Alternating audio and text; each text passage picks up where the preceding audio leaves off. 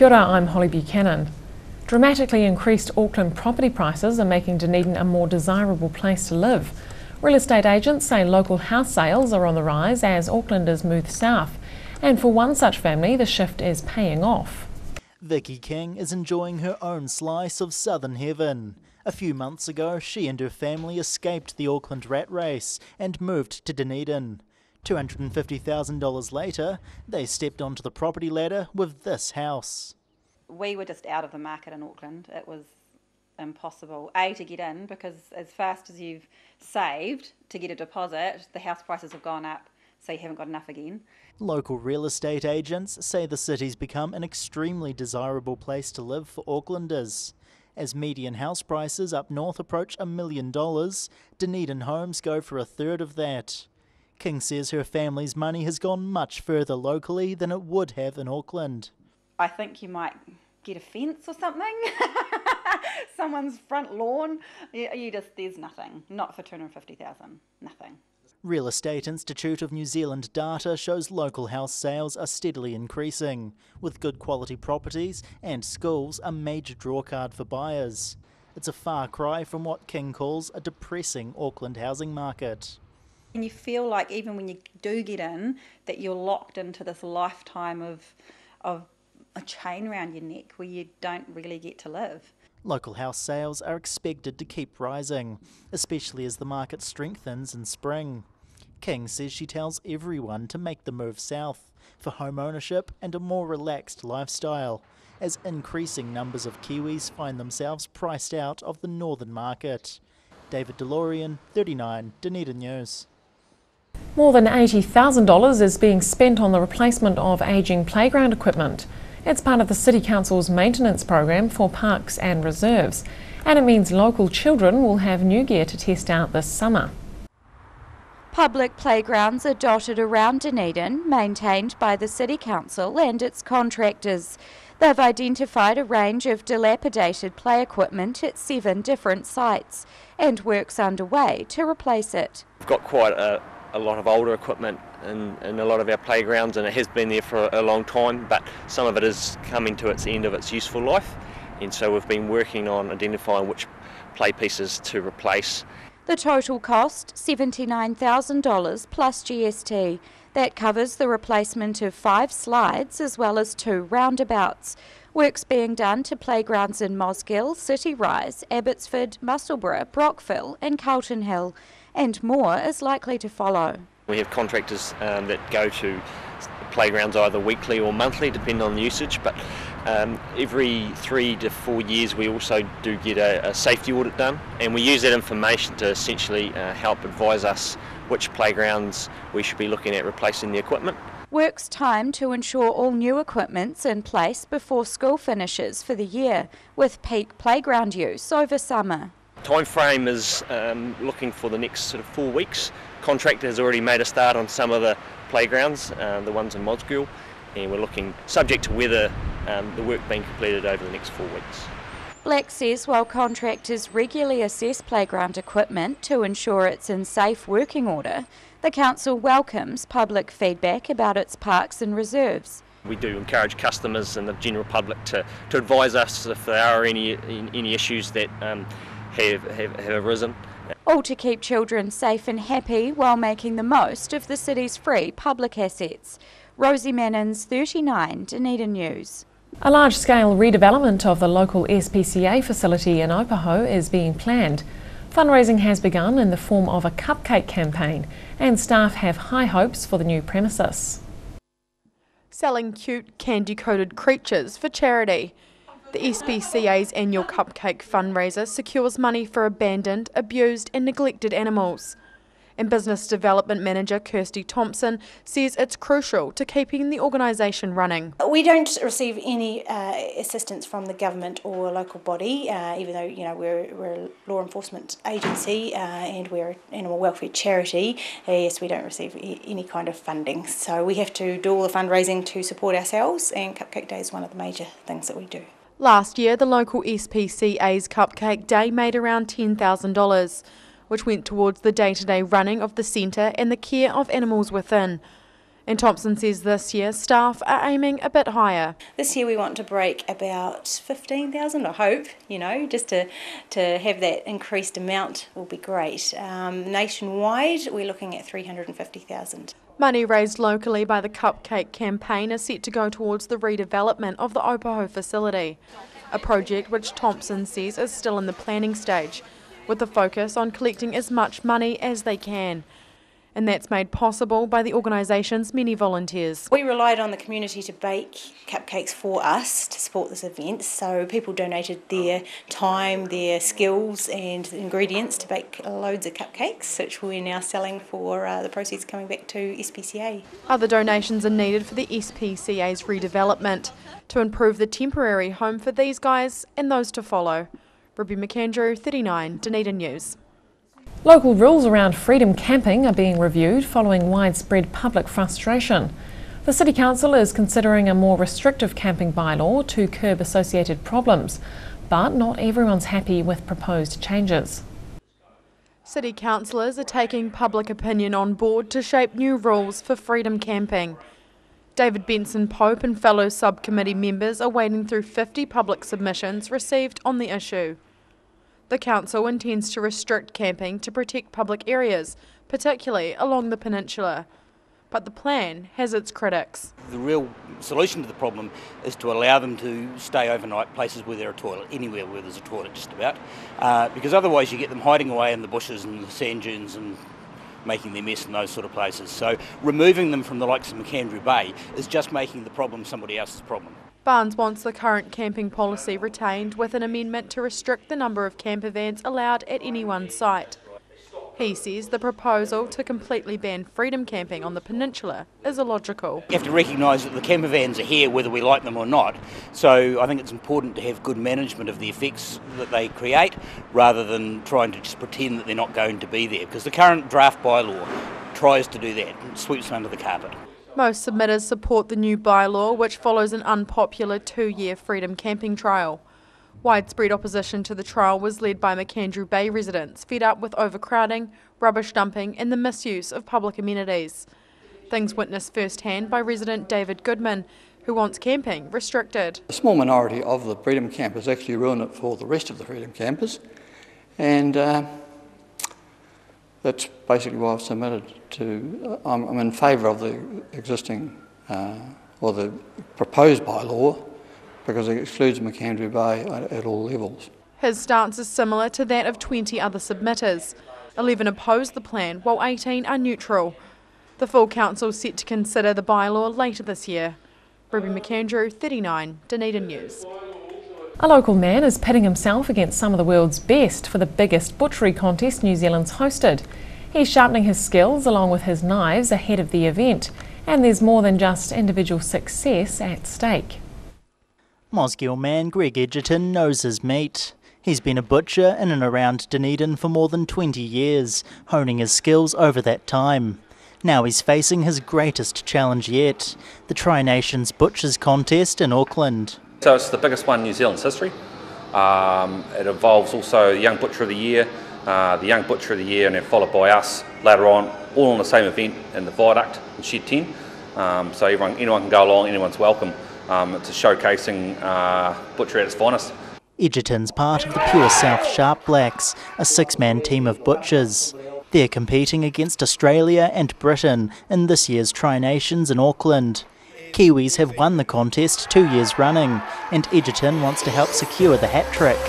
Competing at this level still feels unreal for him, considering a year and a half ago he was ready to hang up his knives for good.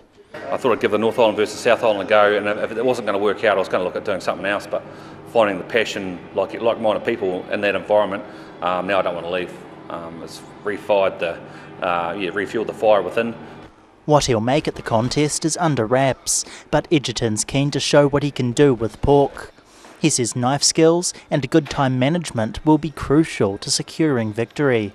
And to achieve that, he's had frequent practice sessions with his teammates in Auckland. When we're together, we're doing a full practical, but every night or so, we're always ringing up email or something, just getting all our ingredients to the garnishes to what we need down, so we can, when it comes to the practical side of things, when we meet up, it's all go. While a third consecutive Kiwi victory is the main aim, Edgerton wants to retain his place on the team for a chance to compete overseas in the 2016 Tri-Nations, and that requires focus, just weeks out from this year's contest. David DeLorean, 39 Dunedin News. Still to come on 39 Dunedin News, vandalism hits hard at a local scout group and now the clean-up begins. And it's good news for the Highlanders with confirmation one player is staying here in the south.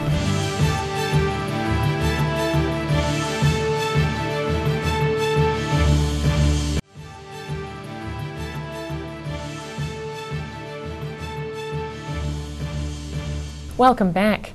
Scouts are paying the price for ongoing vandalism at a local camp. An old native tree at Waiora Scout Camp has been cut down in the latest incident of willful damage on site, and now camp staff are taking action. Nestled deep in the hills surrounding Dunedin is a home away from home for local scouts. Youth from around the region attend Waiora Scout Camp throughout the year to enjoy everything nature offers. But the remote location is attracting vandals, and staff say the cutting down of a 50-year-old native tree is the last straw. All the people on the campsite committee are very tuned into the campsite, if you like. They're quite dedicated, quite committed, and when we have to deal with issues like that, it draws resources away from other things that we want to try and achieve at the campsite. A caretaker discovered the destruction a couple of weeks ago, and staff have been searching for answers ever since. It follows other recent cases of vandalism, with trees knocked down and a fence damaged. As staff were being interviewed by 39 Dunedin News, they also found someone had dumped a pile of rubbish, and now they're taking action. The best that we can do is put the information out to our scout groups, ask them to keep their ears open as to whether or not they've heard of anything like this happening out here. We will report the issue to the police, but of course, they can't be everywhere as well. Incidents of vandalism have become more frequent since the start of a new building project. 40 beds are being added to the camp, an exciting development soured by petty crime. We're at the stage now that we've got consent to go ahead based on our plans. We're now just working through a process of developing what we're going to like to have in there, put it out to tender, and we're looking for funding, of course. McRae says there's massive community support for the camp, with volunteers ensuring scouts have the time of their lives. And he hopes that support helps bring vandals to justice, once and for all. David DeLorean, 39 Dunedin News. The bungled traffic calming measures for South Dunedin's cycle network are being fixed by City Council contractors. Floating traffic islands will be removed to improve flow and ensure large vehicles like fire engines can navigate intersections. Two-way traffic will also be reinstated on several streets. Ghost road markings will be removed and new signage installed. Over the next few months, residents will be asked to give feedback on the cycleway. Council staff admit they made mistakes during the initial design and tender process. To date, the development has cost about $4 million. The council manager in charge of the project has resigned. Renowned rugby union halfback Aaron Smith is staying put in the south. He's just committed to the Highlanders and the All Blacks until the end of the 2019 season, and he says at this point in his career he wouldn't want to be based anywhere else. Confirming 4 more years at number 9. Highlanders halfback Aaron Smith has re-signed with the champions side until the end of the 2019 rugby season. And he says choosing to stay in Dunedin was easy. I love it down here, and they've made it a home for me, and I live here now, and it's just one of those cool places. It's small town people, but in a little city, and I'm from a small town, and that really made it easy for me to come down here. Since signing with the Highlanders in 2011, Smith has played 78 Super Rugby games for the team. And he says continuing his career with the franchise is made easier thanks to the home turf. The stadium here is very special as well. It's it's the best, probably the best ground I've played at ever. So, and I get to play at it, every second week for the Highlanders. So it's pretty special, and I'm very blessed that came along. Following on from this year's stellar Super Rugby season, Smith says his preference has always been to continue the momentum and remain in Otago. And Highlanders General Manager Roger Clark says the organisation is more than happy to keep Smith on the books. I think Aaron's one of the best players in the world in his position, if not the best, and so to have him in the Highlanders is a real bonus, and to have him there since basically he started representing the All Blacks is even a bigger one for us, because it shows all the young players out there what they can do if they come down to our part of the world. Clark says locking down Smith for the next 4 years is good for the Highlanders as the side looks to defend its Super Rugby title next season. Something Smith's looking forward to, although for now his focus is on the next big announcement with the All Blacks World Cup squad selection on Sunday. Ruby McAndrew, 39, Dunedin News. After the break on 39 Dunedin News, thousands of school pupils are showcasing their skills in the annual Stars on Stage production, and we meet members of a new boys' choir now officially installed at St Paul's Cathedral.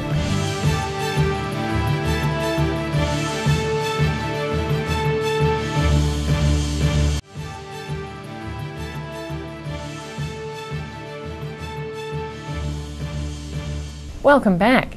Thousands of school pupils have been singing and dancing recently in the largest ever Stars on Stage production, and organisers of the annual show remark on some major changes in the local arts scene. Months of hard work and dedication has led to this, and it's just one part of this year's Stars on Stage show. More than 24 schools are involved, with thousands of pupils getting their time in the limelight.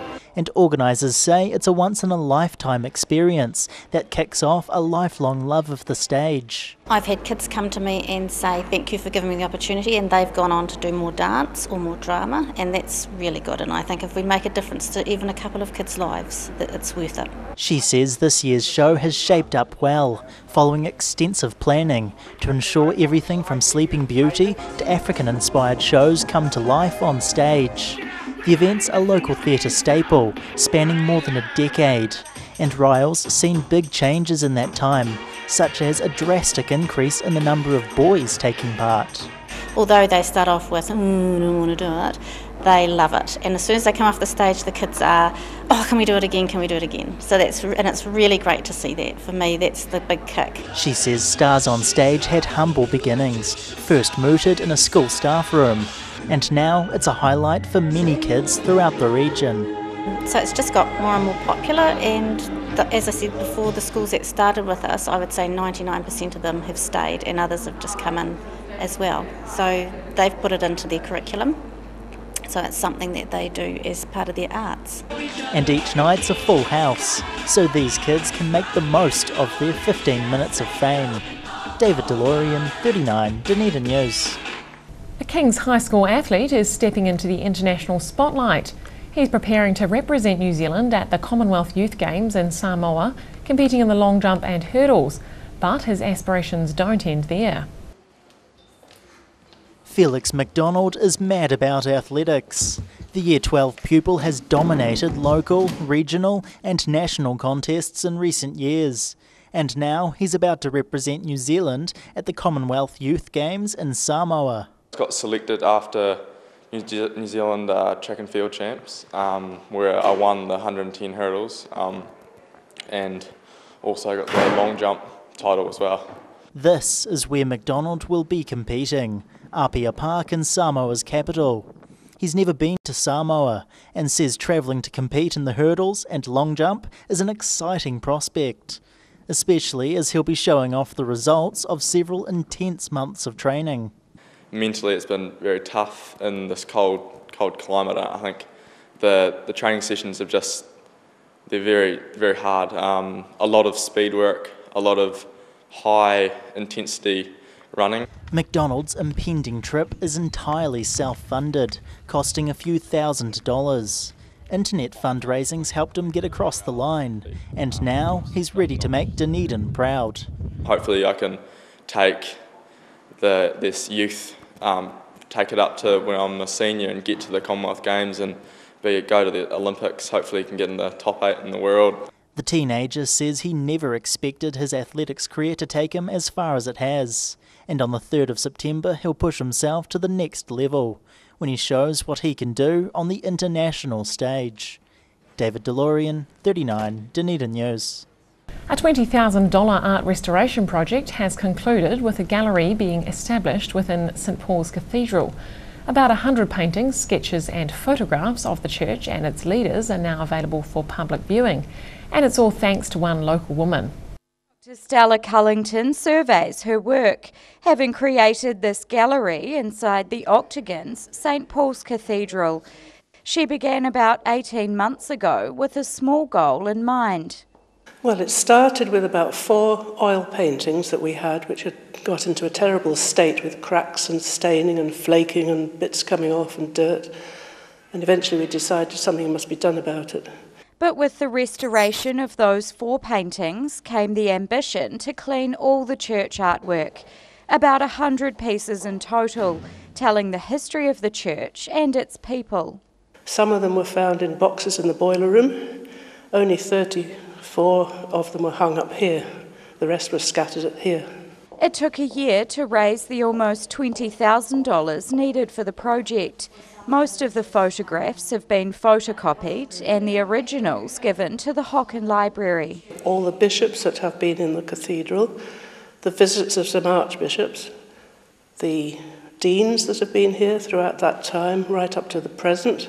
Architectural sketches show the cathedral's development and rebuild.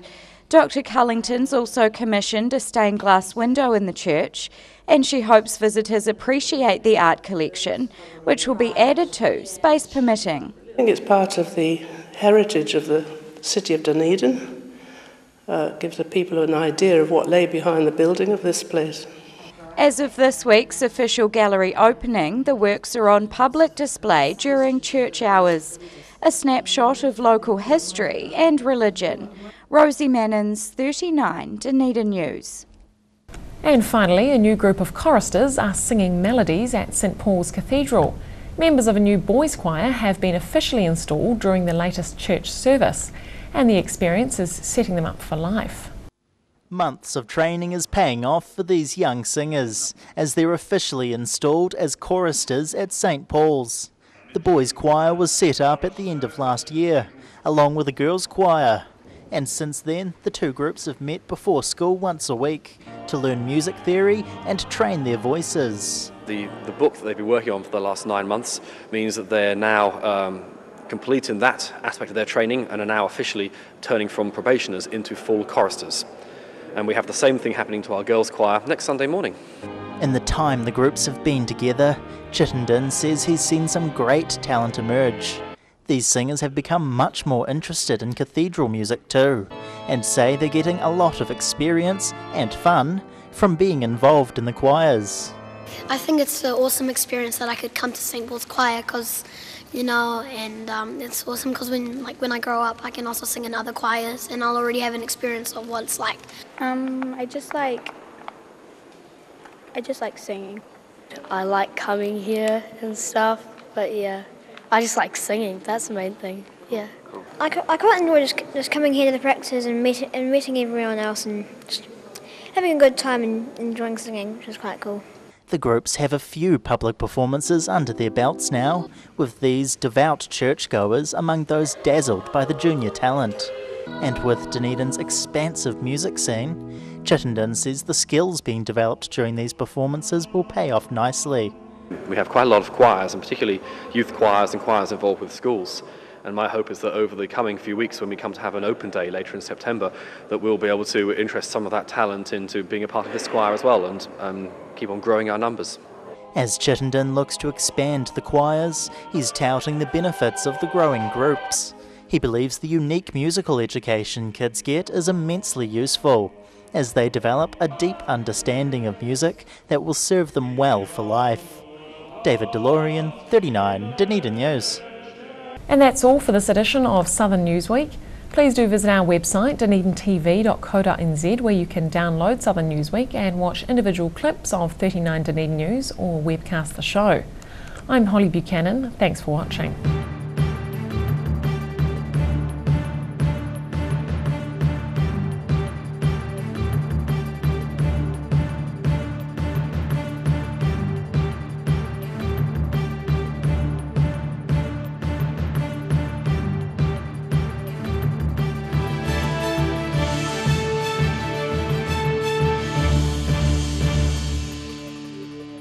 Supporting local content so you can see more of New Zealand on air.